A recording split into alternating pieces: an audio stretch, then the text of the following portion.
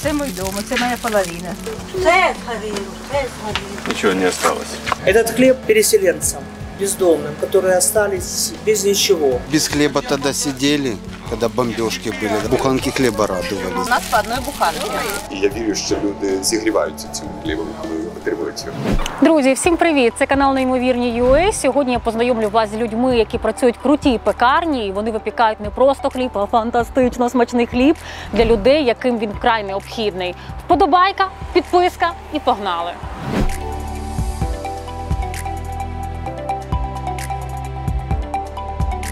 До сьогодні я ніколи в житті не випікала хліб. До войны мы выпекали кексы, торты, круассаны. И когда пришла война, это очень тяжелый период для нашей пекарни. Мы не можем, держать автомат, но мы можем печь хлеб. Так, куди? Так мені. Боже, як він смачно пахне!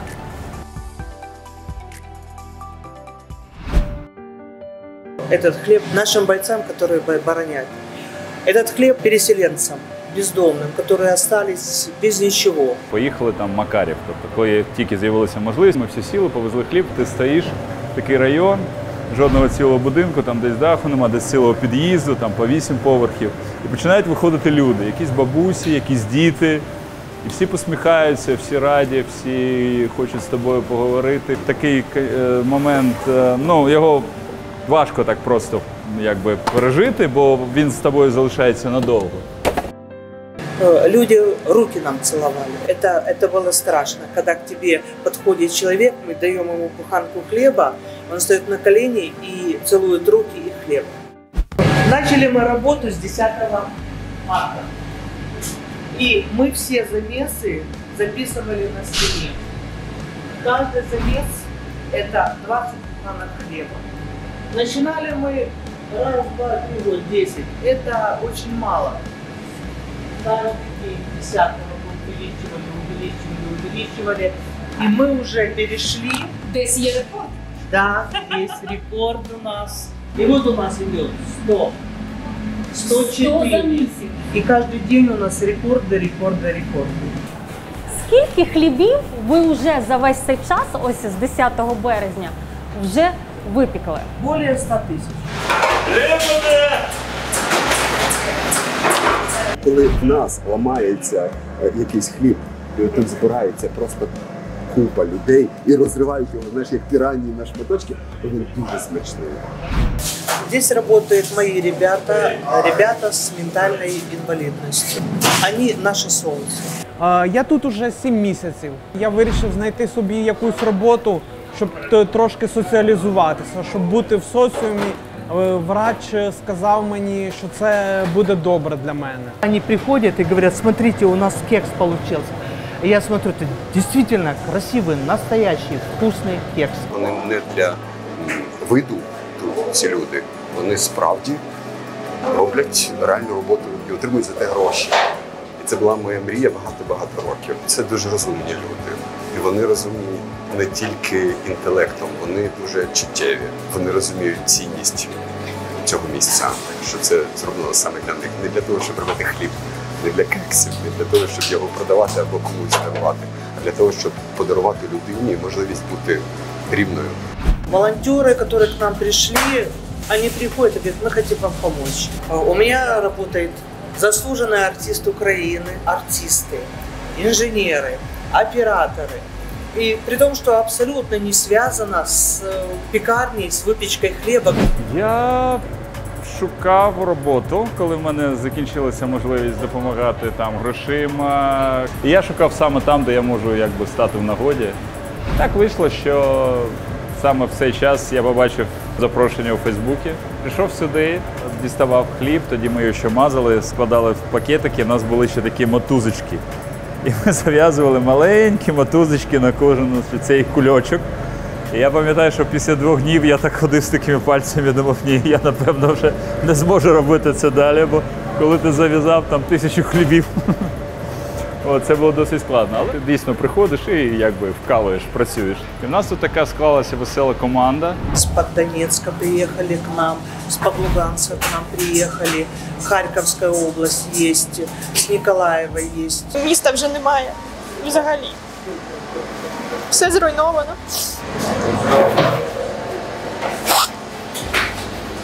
Чесно, я не можу розказати. Все добре, все добре. Заберись. Мені тяжело об этом розказувати. Вже місто було зайняте майже повністю. І в тому районі, де ми були, вже повністю контролювалося Росією. Ми виїхали до іншого населеного пункту, і потім вже на наступний день за нами приїхали батьки. І з квітня по серпень я була там. І ось зараз тільки я приїхала сюди. Наш район постраждав більш цього, тому що Азовсталь там, квартири. Була квартира моїх батьків, куди я хотіла приїхати навесні. Але її зовсім немає вже. Вот она сказала, ужасы войны. Она видела голод, она не спала, негде было спать. Она прошла через орков, которые все время к ней цеплялись. Она молодая, красивая девочка. Я півроку нічого не робила, сиділа вдома, і я вже сумувала за якимись активностями. Мой брат рассказывал, что он сюда ходил, постоянно рассказывал про это место. Ну, думаю, почему бы и нет, пообщаться с людьми, вот, самое главное. Не знаю, мне просто дуже, очень тяжело об этом говорить. Ну, просто ощущение, что забрали прошлое, забрали просто все. Чи бачиш ти життя тут? Да. Чи ти хочеш повернутися до Маріуполя? Ну, в український Маріуполь я приїду, звісно. А так, в найближчий час ні. Мы поддерживаем каждого, кто приходит к нам, и дарим добро, и заставляем их радоваться вместе с нами. Будемо пекти хлібчик.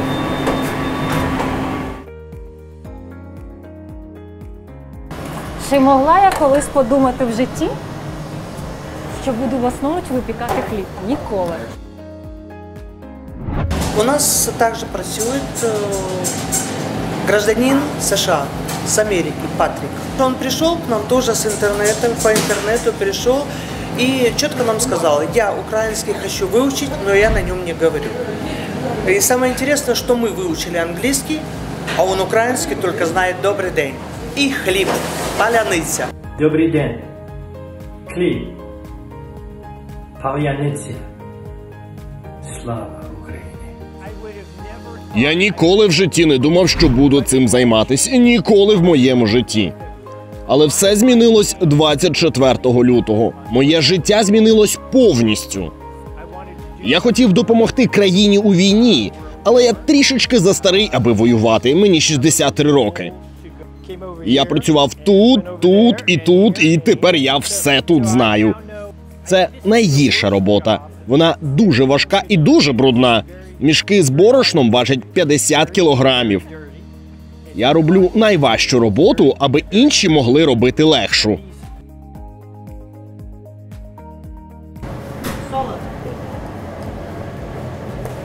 Ага. Патріку, де ти був раніше? Окей. Поняв? Єс? Тут дуже багато волонтерів і людей, які приходять не просто так, а з якоюсь метою допомогти і зробити щось краще, і це мене дуже надихає. Я відчуваю, що я знаходжуся в правильному для себе місці. Я на щось витрачаю свої сили, а потім я бачу, як це приносить радість, як це приносить користь, і я якби відчуваю це задоволення. А ти щось таке робиш, і це приносить користь. Така дуже проста штука, але дуже важлива. А звідки фінансування? Хто фінансує це все?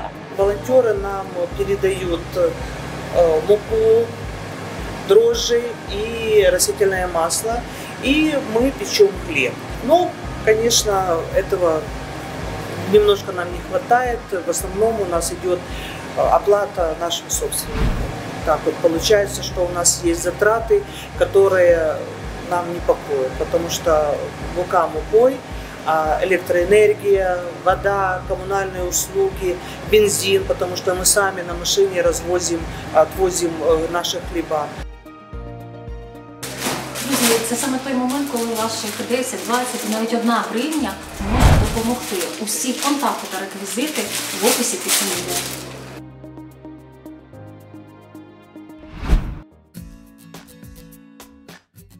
Ваня, скільки?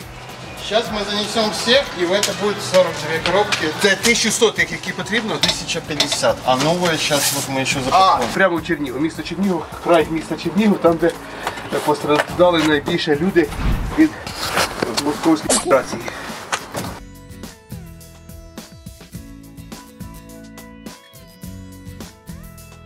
Друзі, ви просто погляньте, уся ця черга за хлібом. А у тебя сколько людей дома? Ну, вместе живете? 5. Отлично. Мне одной хватит. Держи. Хлібчик вам привезли. О, хлібця привезли. О, Дякую велике. Смачний хліб. Важливий, тому що в мене 3 дітей, чоловік ЗСУ, старший син теж ЗСУ. Хай їм всі святі допомагають тим дівчатам, хлопчикам, хто цей хліб робить. Люди его выпекают с любовью, стараются просто для нас. Спасибо им, конечно, огромное. Мы себя не чувствуем брошенными, одинокими. І я щасливий, що нашим людям привозять саме такий хліб, бо він підіймає настрій і дає відчуття, що хтось про тебе піклувався. Добро пожаловать. Я всех принимаю, всех обучу и будем дарить вместе добро людям.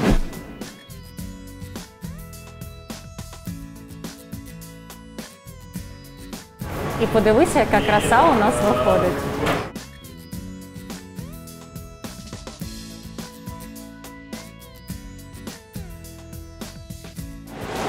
Друзі, сподіваюсь, вам сподобався наш випуск. Підписуйтеся, коментуйте і не забувайте ставити вподобайки. Для нас вони дуже і дуже важливі. Бережіть себе, любіть Україну і до наступної зустрічі!